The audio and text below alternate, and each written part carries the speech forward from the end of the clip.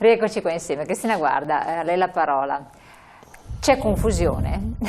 Sicuramente c'è molta confusione, questo è anche compito ed è anche responsabilità un po' di tutte le istituzioni e soprattutto anche di tutte quelle componenti giornalistiche e le testate giornalistiche e anche dei social network. È anche responsabilità poi di ognuno di noi che sui social network abbiamo continuamente la possibilità di interagire e dobbiamo avere un senso di responsabilità nell'informazione che noi diamo al prossimo, per cui anzitutto responsabilizziamo anche noi stessi.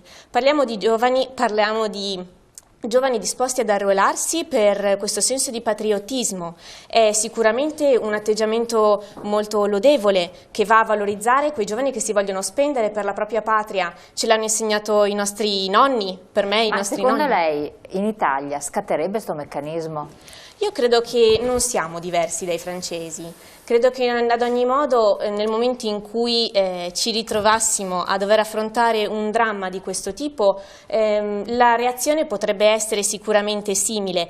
Quello che vorrei sottolineare è, come ha detto qualche giovane appunto nel video che abbiamo già visto, come ha detto anche Franco prima, che non sia una reazione dovuta soltanto dall'emotività.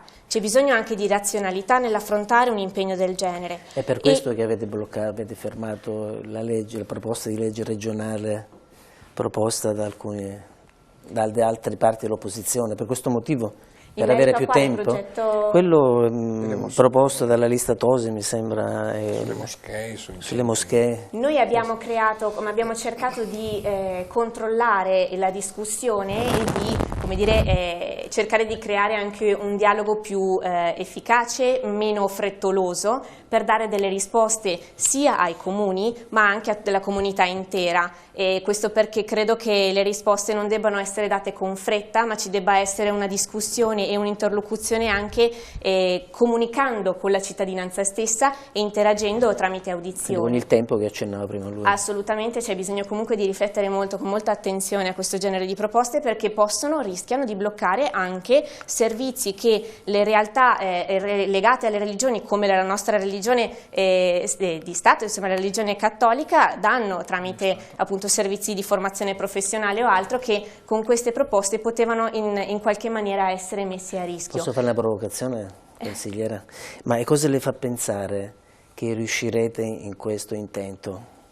Allora, per quanto riguarda l'intento di riuscire a creare un tavolo, un momento di confronto, cosa le fa pensare che riuscirete? Riusciremo assolutamente, perché noi ogni giorno in Consiglio, e ci sarà anche il collega che lo potrà confermare, tramite audizioni raccogliamo quello che è il feedback della cittadinanza, delle diverse realtà associative, piuttosto che sindacati, piuttosto che i comuni stessi, per cui io credo che un processo legislativo non possa prescindere dalla partecipazione della cittadinanza intera, non soltanto di alcune parti. Però vorrei ritornare, se possibile, all'argomento che stiamo discutendo, che è appunto quello dei giovani e dell'impegno, perché noi abbiamo parlato di giovani che si desiderano arruolare, però questa è una risposta, ma è parziale.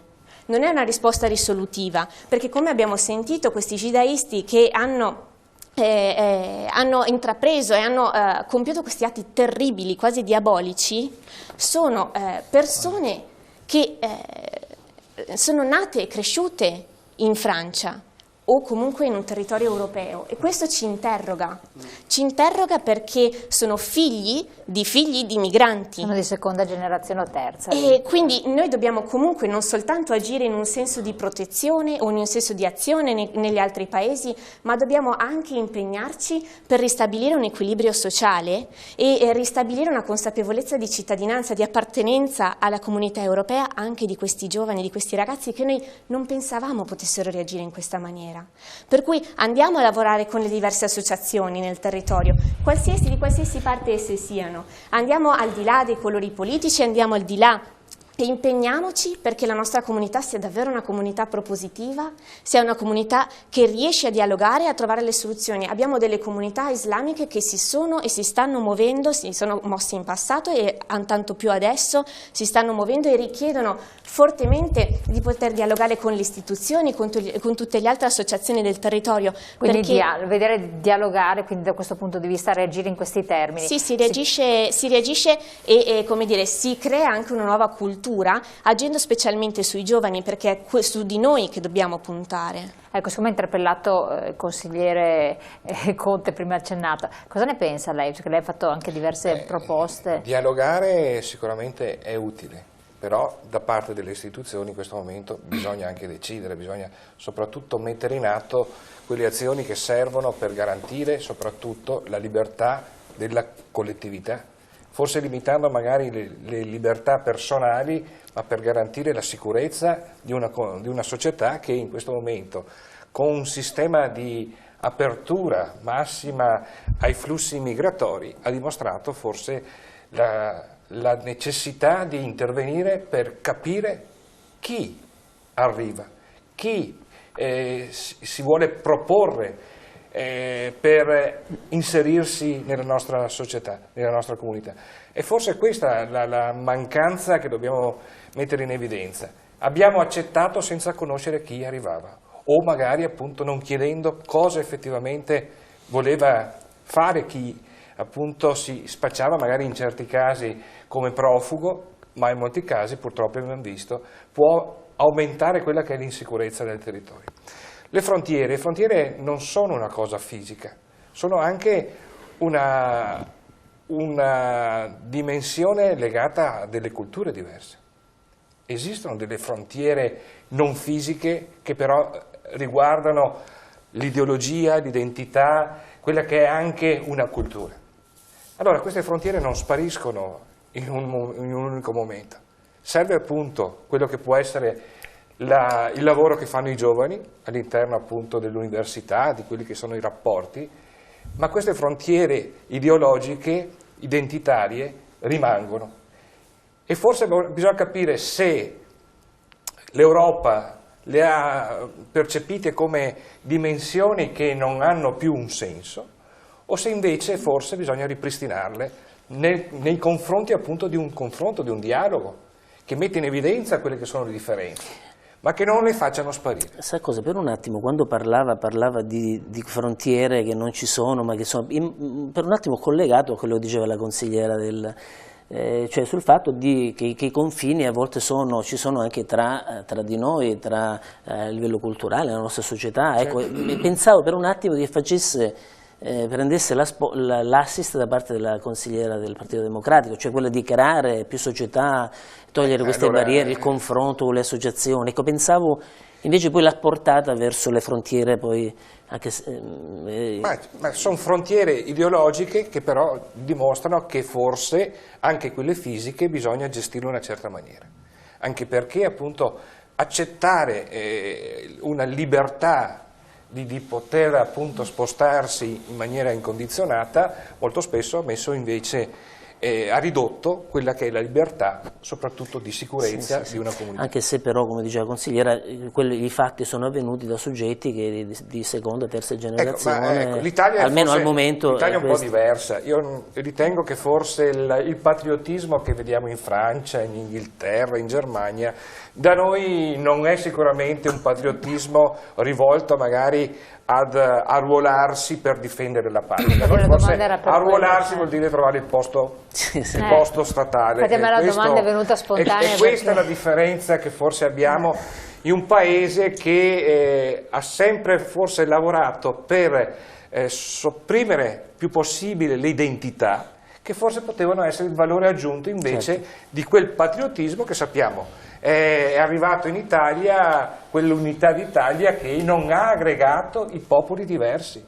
È stata appunto un'aggregazione. Forse i giovani non sentono neanche, tra l'altro, perché forse i giovani sono più figli di un'Europa di Erasmus che non di un paese Italia, perché sentono continuamente i genitori che si lamentano, il genitore imprenditore si lamenta delle tasse, il genitore insegnante si lamenta dello Stato, cioè il genitore trasversale. Questa difficoltà sicuramente pesa in quella che è appunto il valore aggiunto che magari hanno in Francia, in Inghilterra, in tanti altri paesi d'Europa, che appunto forse, ecco, la differenza nostra è che forse se eravamo tutti italiani in Europa, tra virgolette, poteva essere più facile creare la vera Europa.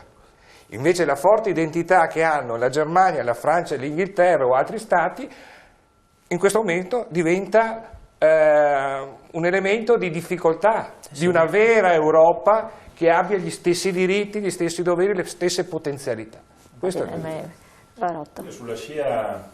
Sulla scia di Maurizio Conte voglio dire che insomma, sono più di 50 anni che si sta cercando di fare questa Europa del 57 e se questa sera siamo qui a parlare tutti quanti in italiano e non in inglese, probabilmente, come dice Maurizio Conte, Europa e tutti uguali non siamo, quindi ci sono anche dei confini ideologici, di cultura, insomma, che non si limita a una frontiera con dei gendarmi piuttosto che dei militari.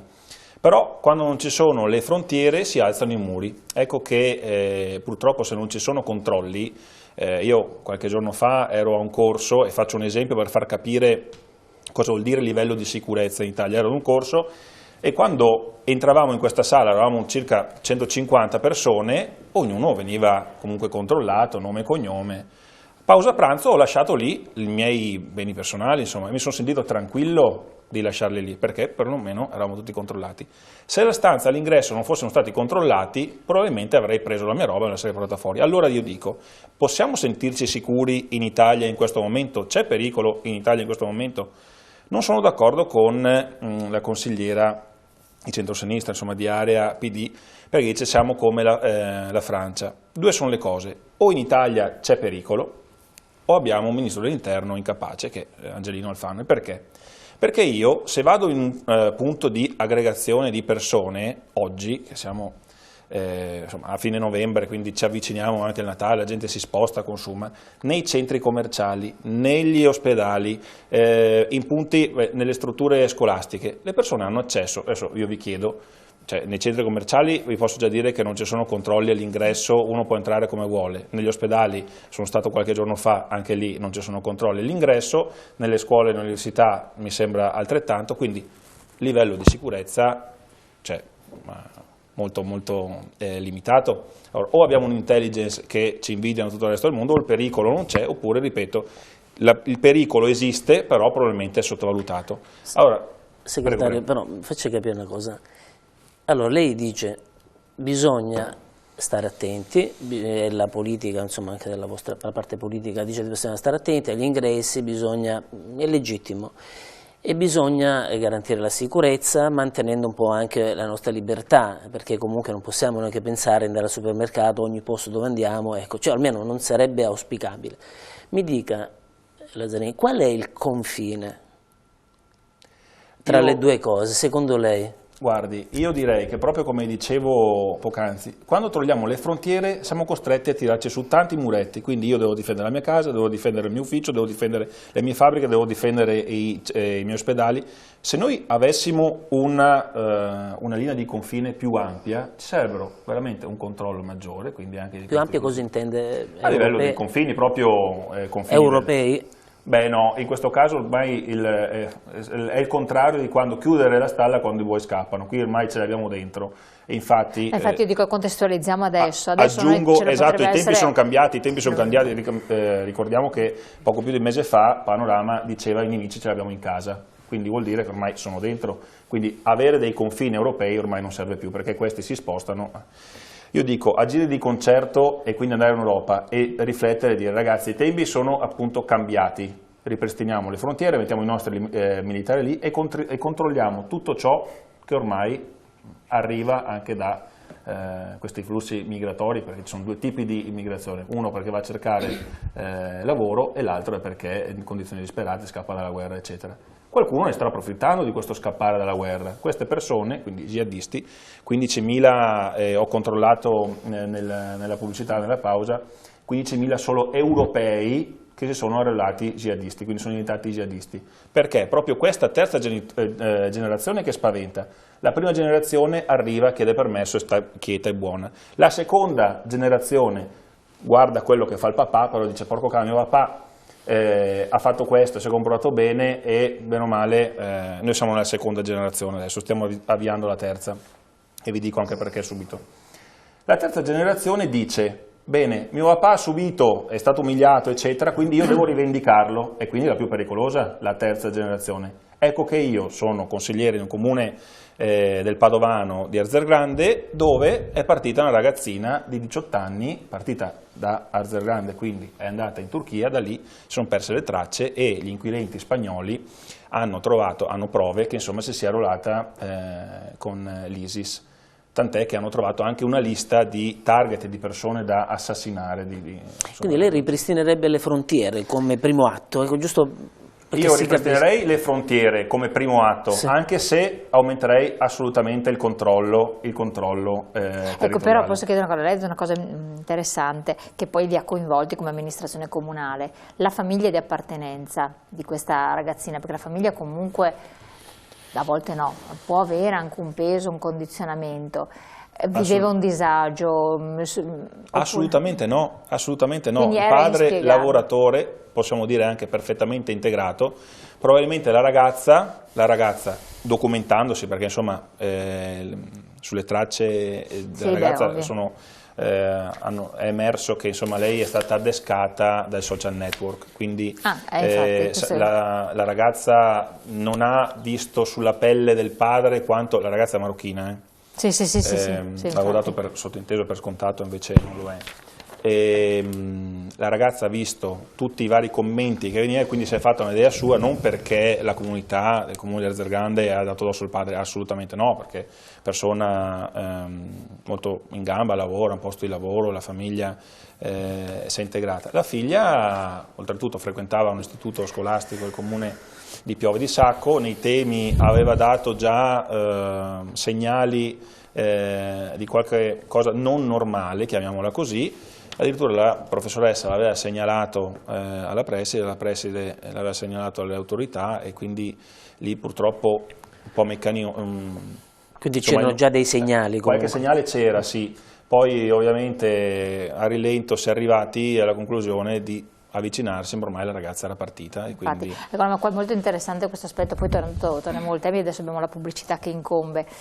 I canali di reclutamento, qua terminando il giro però volevo anche coinvolgere Jacopo Buffolo, che non ti abbiamo saltato, quindi adesso ritorniamo a te, perché questo aspetto emerge interessantissimo. Ho trovato dal Sole 24 Ore come indicazioni come l'ISIS, e non è un articolo così buttato su assolutamente, di Enrico Marro, recluta i giovani su internet per trasformarli in terroristi, e ci sono anche, non dico un decalogo, però diverse indicazioni, che dovrebbero essere 9 indicazioni che vengono date alle famiglie, ai genitori, per stare attenti quando questi giovani, appunto in modo tutto inaspettato, insospettato e insospettabile, potrebbero avere delle tendenze, e i genitori non possono accorgersene, perché il canale principale di reclutamento dei terroristi è proprio internet.